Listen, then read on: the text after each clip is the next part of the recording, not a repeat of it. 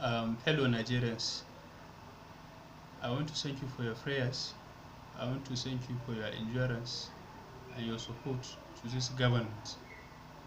There is something that has come to our notice about one kind of burial, and this burial is not human beings, they are burying.